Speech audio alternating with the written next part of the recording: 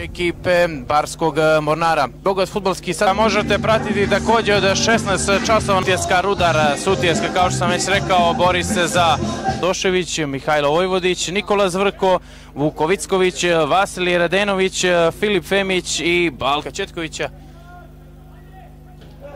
Izgubljena lopta, kakva greška, evo prilike! Baošić je na kraju intervenirao. Po znacima navoda leži im. Dobro nabačena lopta, evo prilike! Lopta na Vujačića. Nalijeće na nju Kaluđerović, međutim loš. Jelovac pa Boljević. Na kratko su izveli ovu loptu fudbaleri Petrovca. Dragićević. Izgubljena lopta, Vujačić, odložena lopta za Četkovića. Evo prilike i gol! Četković na asistenciju Aleksandra Vujačića donosi vodstvo svojoj velikih prekida.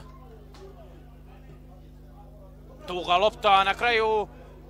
Da ima do Bećiraja, nije bilo igranje rukom, bori se Bećiraj tamo, evo prilike! Spoljni dio mreže. Dubljević, na kratko Babić, ponovno se lopta vraća do Dubljevića. Lopta po desnoj strani. Da vidimo da li ima centar šuta, blizu je tu Vukotićev. Dobro je ovo bilo. Posjedu Petrovčana, Brnović. Pogledajte kako juri Kaluđerović Brnovića. Možda mu i zasmetao Škrilj sad u ovoj situaciji. Centar šut, Malešević, Mendi! Bilo je. Gazi Brnović. Namješta se ovdje. Zvrk. Bilo promjene.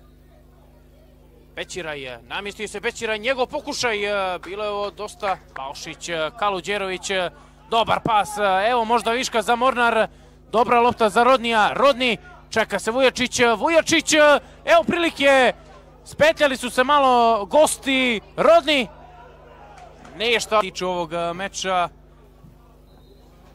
Upravo tako, sudija Dalibor Vujsić odsvirao je kraj meča, pobjeda Mornara na gostovanju Petrovcu u 38. minutu. Strijelac je bio Marko Četković, bilo je prilika, bilo je šansi na jednoj i na drugoj strani, ali promjene rezultata nije bilo. Mornar, ponavljam, sa gostovanja.